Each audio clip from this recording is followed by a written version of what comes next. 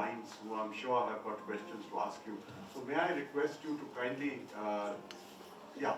Ambassador Vadva may like to start.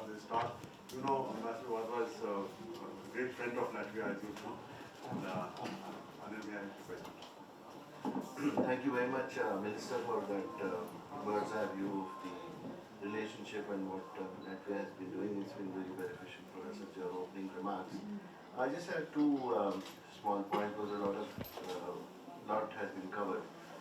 One is that, as you know, India is on the verge of choosing the future path towards, our connectivity issues and also the digital governance.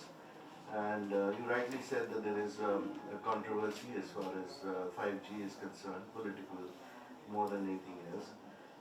So in that context, Latvian companies, have they taken part in the trials? Wanted to ask you that. And the second issue is that given the scale that is required in India, how do Latvian companies want to go? How do they want to go in future? Because would it be in terms of collaboration with other European companies, or would there be a capability in Latvia to meet that scale? Because that's the biggest issue here in India. Secondly, in terms of the smart cities program that India has,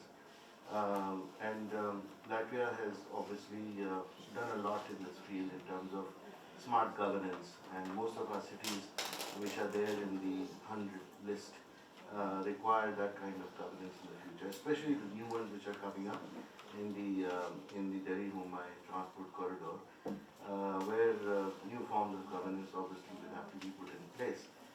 So in that context, again, Latvian expertise would be useful, and have your companies looked at that, how to go about that in the future. Would you like to take two more? As you direct me. No, I think Minister, we could take a few more. And may I request you just to put the questions as succinctly as Ambassador Vadva has put them, so that we are very clear on what we are talking about. Yes, madam. Hi, sir. You just mentioned about the startup culture that is developing in Latvia. I just wanted to know, is there a government intervention in incubating these startups, and what is the kind of success rate that we've seen in these startups being successful? And Ambassador Vishnu Prakash, may I give you the floor? Greetings, Minister. I have really enjoyed your perspectives and remarks. Just two quick questions. One on EU. You mentioned about the Brexit. What will be the impact on EU of Brexit?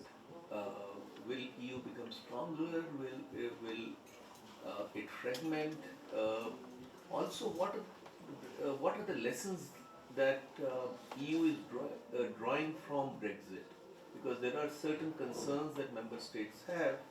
So how does the EU look at Brexit, and is there internal discussion on the road ahead? One. Two, you are a neighbor of Russia. It is believed that Russia has re-emerged as a strong political player. If you can reflect on your relations and the relations of the Baltic states with Russia, and a stronger Russia and assertive Russia, how do you view that re-emergence of Russia as an important player in the region? Thank you. So, Minister, you have 5 questions. Thank you very much. And all of them are very good. Thank you. First of all, on connectivity issues and issues that are related to, let's say, IT projects and particularly 5G. Well, look, as Ambassador just told me that if you want to ship a shipment from Mumbai to Latvia, it takes 23 days. I think it's quite a long time. Of course, it takes a lot of, let's say, technological and logistical and probably customs efforts, but we have an interest also to look on railways. We have the interest on look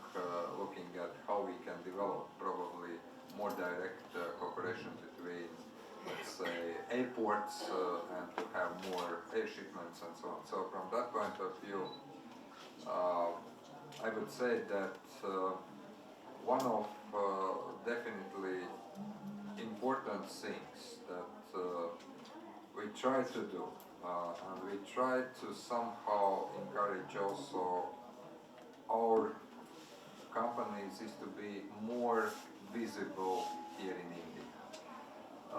And we try also to work out the very practical ways. For instance, we have had a very good and interesting testing cases with China. We were trying, at least twice there has been a test, I would say test train coming from China via the whole Eurasian continent and ending in Riga. It was an interesting endeavor because we were able to actually identify many technical issues, but not only technical issues. There are also many issues that you need to address when it comes to the customs, when it comes to the border procedures, because there are many countries that have a bit different ways.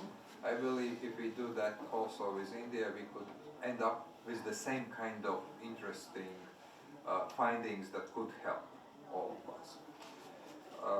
On IT, on 5G, actually we have already pilot, how to say, pilot station working in Liepāja 5G that has been inaugurated, I think already more than a year ago. Also in Riga we have two distinct companies working with this project. One is LNT that I've already referred, another is Telia 2. And the funny thing is that it's currently more a kind of playground for technicians, for IT specialists. We as the regular users haven't actually figured out what 5G would mean today or tomorrow for us. But I think that we all understand the potential would be and will be great, and that there is an interest to develop that. So there is already very concrete pilot projects working, covering not one or two districts in a city, but more. And I think that this kind of ideas, those kind of projects could be very well looked if there is an interest also in this country, and those could be also worked out on smart programs, on smart cities, on smart governance.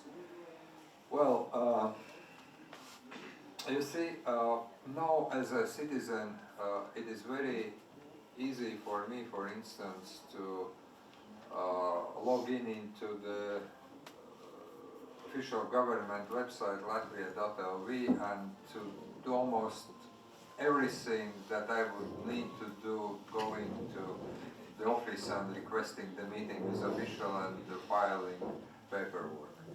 All the taxes, all the declarations, well, you can still go physically and to ask for the assistance and questions to the official, but much more convenient thing is actually to file everything online, to sign petition to the government or to sign up for referendum online. It is possible simply to use your internet bank account and to not only execute commands when it comes to transfer of money, but also to do most of the government business with your internet banking ID. At the same time, we are also struggling on more complex challenges, and you know what happens with the new projects. First 2 or 3 months, everyone is pissed off with how the new, for instance, health system works. Everyone is criticizing government and Ministry of Health, and after 3 or 4 months, when the major challenges are fixed, everyone forgets how unsatisfied he or she was, and then we demand more and more and more, which of course demands more and more investment. So from that point of view, be it smart governance or be it let's say, cities that are more and more operating on IT programs. That's a constant, actually, development challenge. You reach one level, you immediately want to reach more and more. And that's something that I think we could look at ways also how we can share experiences. On startups, yes, there indeed are specific government support programs, and also a couple of years ago, Parliament passed specific legislation. And also there are support programs for startups from the government. We have specific hubs. Well, one of the great achievements was, I still remember because I was amazed myself to see it on YouTube and on social media, one startup created drones that are able to help firefighters and also in the rescue services. And this has been quite an amazing, let's say, example what people, if they are allowed to think creatively and then they are supported a little bit, they can do. So if there is an interest, we can share our experiences also on specific legislative and also support programs. On the EU and Brexit, well, that could be another great roundtable, I believe, because I think that we are still in a kind of phase where we are trying to assess what it means. You see, 3.5 years ago, we hoped, frankly, we hoped that there can be some reverse. We saw how painful internally for the UK it was to reach an agreement. Elections in 2017, the last year, all those votes trying to ratify Brexit deal, and then another election in December 2019. But I think that everyone has now come to terms that UK is leaving. And we understand that probably this is also for the good of the country. They have to somehow come to some closure of this and to start the new page. For the EU, the first immediate aftershock was actually in even the most skeptical EU member states. The support for EU membership actually went up. And then, of course, we have seen also that there are many parties that are, let's say, extreme right or extreme left that were gaining support in the national elections, and also to some extent you can look at the, not anymore new, but the European Parliament that was elected last year. So I think that as the EU we are still trying to find the best way forward. But my take is that because of the external challenges, migration pressures, both eastern and southern neighborhood with Ukraine, with Syria, with Libya, with all those issues that we all are facing, there are also new approaches, more on defense. Common European defense endeavors, if you compare, let's say, 2009 with 2019, it's a totally different thinking at the EU. If you look at our common understanding that we need more guarding external borders, it's again totally different to EU. But then you have also this debate, how much powers you want to transfer to Brussels. And you know, Latvia is also the member of Eurozone. I see some certain value and I see some contradiction of joint currency and then not enough, let's say, mechanisms that normally nation state has. You have the central bank, that's great. But for instance, our own experience have shown that if you have joint currency, if you have so much cooperation within the EU, then you also need to have more anti-money laundering mechanism at the EU level. Because one nation state, big or small, cannot actually address those issues. So I think that we will have this permanent internal discussion, more Europe versus more nation states. And I think this is built-in structural, let's say, contradiction. And so far, since 1950, since the idea of Europe, Poland, we actually came up, I think this is going to happen in a kind of cyclic way. There is going to be the kind of push for more Europe, another crisis like we had 2008, 2009 financial crisis, then trying to fix some issues. Next big debate, I believe, is going to be the common budget for next 7 years. Some pan-European taxes, be it digital tax, be it plastic tax, or be it financial tax. So we are going to have from time to time this kind of, sway back and forth. But having said that, I'm still a believer in European projects, because at the end of the day, big or small countries have seen also the value, especially in this crazy world that we are all surrounded. And on Russia, well, there has been a turning point in 2014. With what happened with Crimea and with Ukraine, I very much subscribe to what you have described: more assertive, more aggressive foreign policy. For my country, the 2020 marks also the 80th anniversary since Soviet Union marched in all three Baltic states occupied, and we lost independence for 50 years. The narrative on history we are hearing from Russia recently about the beginning of World War II, about who did what and when, and responsibility, is very worrying.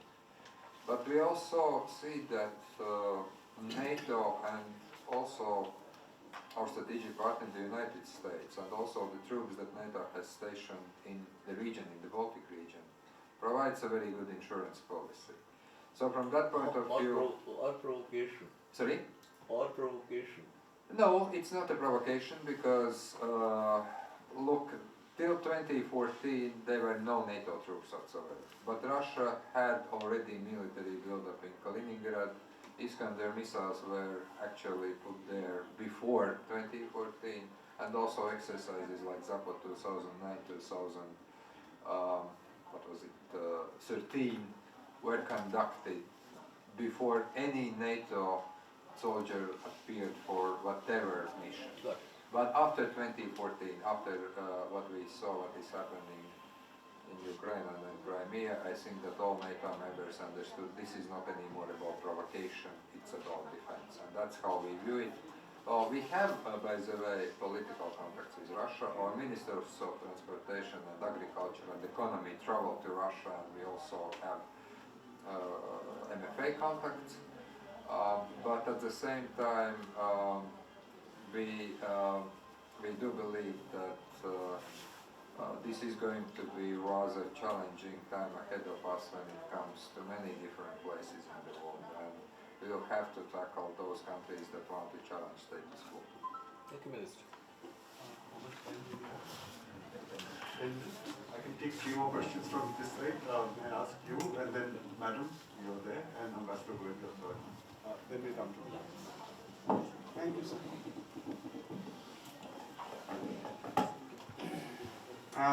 Thank you, sir. I'm Praful. I'm a journalist. And I have to be careful now. Yeah. He's the editor of one of our longest journals. Organizer weekly.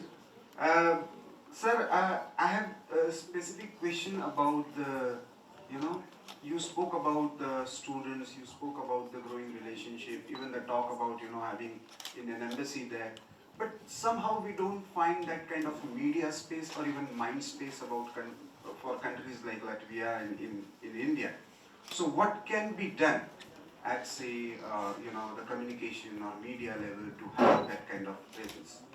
The second question, which you actually discuss about European Union, but I'm looking at a larger question of, in the age of artificial intelligence, data and dataism, there will be larger questions of data sovereignty. And you have to be politically correct, but I will take names of China and US.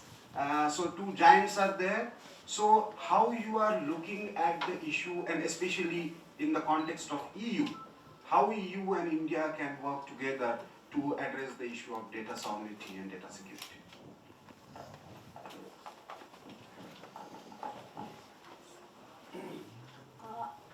Thank you, sir. I'm Shweta. I'm a student of international studies from Jawaharlal Nehru University. My question is that, as we know that there is a rising crisis in the Persian Gulf, and last week Iran shot few missiles at the Al-Assad air base in Iraq, and as per my knowledge, there are Latvian soldiers also there, and the government is thinking of withdrawing the soldiers and shifting them to Kuwait. So what is your reflection on that? What is the current situation, and how the Latvian government in particular is going to react to the Persian Gulf crisis? That's my question. Thanks.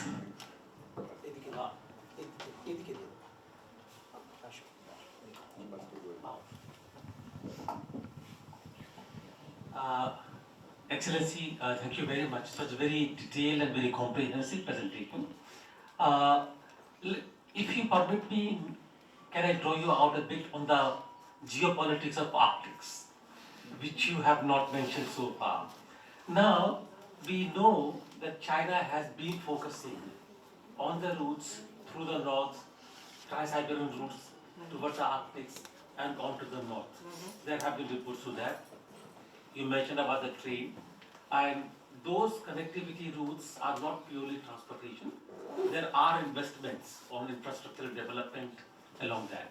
At the same time, Arctic seems to be becoming a contest area for the mineral exploitation, and the main players are the USA, Russia Federation, China, and there will be others I'm not aware of.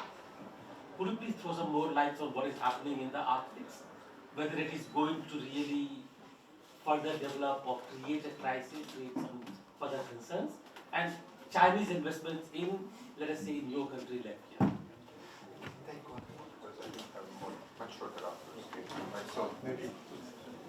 I have a different kind of a question to Your Excellency. And the question is, while global warming is a global concern, all right, terrorism is a regional conflict in various countries and various sizes, but there is a different kind of a conflict that is threatening the global security that is coming, and perhaps more it is affecting the European Union countries, including UK.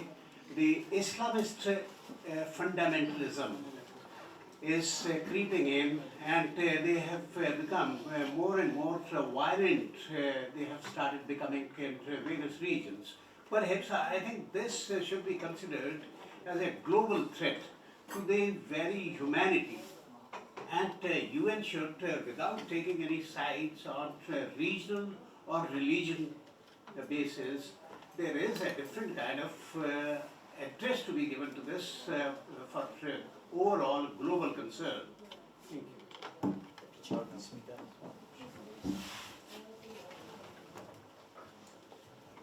Good afternoon, Minister. I'm Smita Mishra. I serve as an advisor to the Prasar Bharati, which is the public broadcasting platform of India.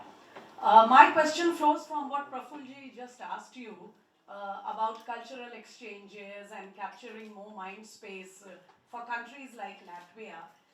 My question is specifically on Indian cinema, and I do not know if you may have watched any of our Hindi or any other language films, but we would be very pleased if you do. And cinema has for decades been one of our primary industries, and like every other industry, cinema keeps exploring new lands and skies, you know, for their location, for stories, for backdrop, for inspiration. So is venturing and partnering with Bollywood, with other Indian language cinema, anywhere in your agenda of investments or cooperation? Thank you. Well, thank you very much. Let me start with the last one. You know, once when I was walking down the old Riga, I saw that there was a movie being actually filmed, and only then I read that actually it's Indian movie that is being filmed in Riga. And what was the name? Agent Vinod. So, and by the way, I am familiar with Indian cinema because, especially during my childhood, Indian movies were popular, especially, you know, Bollywood. So they are still there, and I very much think, and by the way, when I was here in 2012, I had with me as part of business delegation also our companies that were doing the support for cinema. They were looking for partners. So this is, by the way, covered, maybe could be covered more, but then at the end of the day probably comes to the question you asked about the overall understanding and learning. And here I can actually answer very easy. The more Indian journalists would come to Latvia and write about Latvia and about the northeast of Europe, the more people would learn, and vice versa. So from that point of view, we always are encouraging and happy to see more and more foreign journalists coming, and that includes also India, learning about our country and then writing and suggesting. And that's the only way how we can actually, let's say, encourage more people to learn and more information. So that would be the first and the fifth question. Now on Arctic. Thank you very much for asking this question. You see, I was delighted that we were on the same panel in Umeå at the beginning of October with the Indian Minister of State for External Affairs, and that was great that actually he was there because it showed that there is an interest in Arctic as more global issue, that it's not only regional. And at introductory remarks you said that I was there and I was saying that we are not let's say Arctic nation, but actually we are bordering at least with one Arctic nation, which is Russian Federation, and actually we feel effects of warming of Arctic as we speak. We used to have winters that were right now in January it would be -15, -20 and white and snowy and gray. Now it's +5, +6. This the last year has been the warmest year on the recorded history. So we already feel this kind of climate change, warm up, and part of it because the ice in Arctic is melting. That's one challenge that we see as we speak. Probably great that we don't have so harsh winters, but frankly I would prefer to have -15 right now rather than to go to the rainy, windy and grey Baltic region. Second, absolutely agree, Arctic is becoming for another battleground for great powers. And if you speak with my Nordic friends who are directly influenced, they don't want to see Arctic to become another, let's say, competitive ground for great powers, for militarization.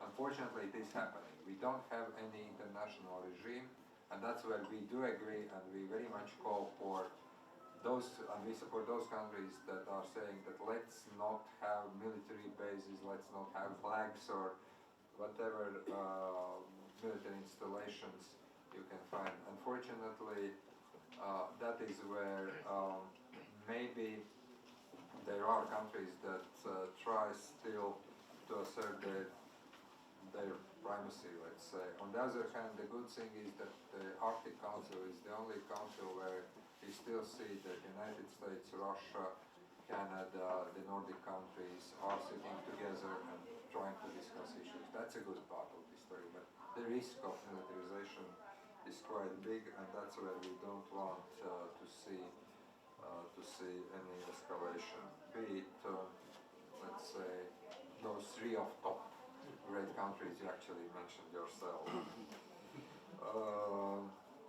And then we had the question about the Gulf tension. Well, that's true.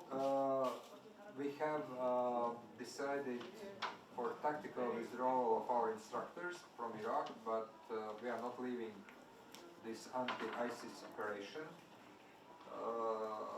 because we are part of Danish contingent, and as soon as, because of the tension, there was a decision to withdraw instructors for the time being because they were not anymore training Iraqi security forces, we agreed on withdrawal. However, as soon as the situation is going to calm down.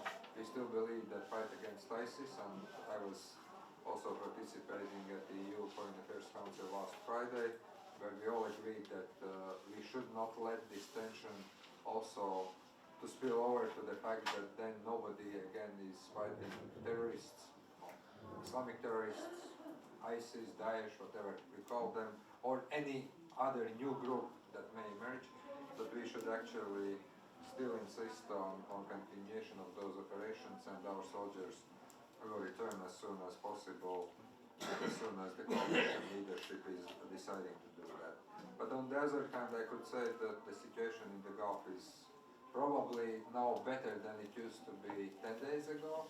The tensions are a little bit calming down, but I think that we are not out of the woods. I could only say that we would be happy to see that Iran abides by a nuclear deal, but we know that the United States left. You know that European position is very strong. We want to see this deal to succeed, but if we see that it is impossible, then, and if this deal is broken, then probably we need to have extra diplomatic efforts to start new negotiations, maybe to include not only nuclear deal issues, but also issues that are related to the Iran's influence in the neighboring countries, and also ballistic missiles program. But I still believe that diplomacy must be the first instrument, and all other things should be looked in a bit different way. However, having said that, we still believe also that US strike on the 3rd of January was the strike conducted also partly because of the self-defense. That's something that we also acknowledge, taking into account all the complexity in the region. But having said that, we have always called for the escalation and diplomacy as the primary tool. And on Islamist fundamentalism and fight against terrorism. Well, look, I think that we have now all kinds of terror activity. We have sometimes domestic right-wing terrorism in some countries, some Islamic terrorism, some extremism, and I do think that, and we have already openly, we were speaking about that, we need to address those issues not from the politically correct point of view. We need to address them from the efficiency. If people are blowing up other people or shooting them or killing them in name of whatever, be it the religion or be it social beliefs or economic beliefs, then we must fight them. But then I think that the public would appreciate if we are direct and we are telling who did what. Sometimes these politically correct issues that we are not naming that or another group actually plays against us, and that is probably something that people in many countries are fed up, and that's why they are not anymore voting for, let's say, centric forces, but they are kind of moving to the right or to the left or to the new parties, and that is something that all politicians, especially in Europe, should learn. I must thank you. Thank you. I think you now, if you allow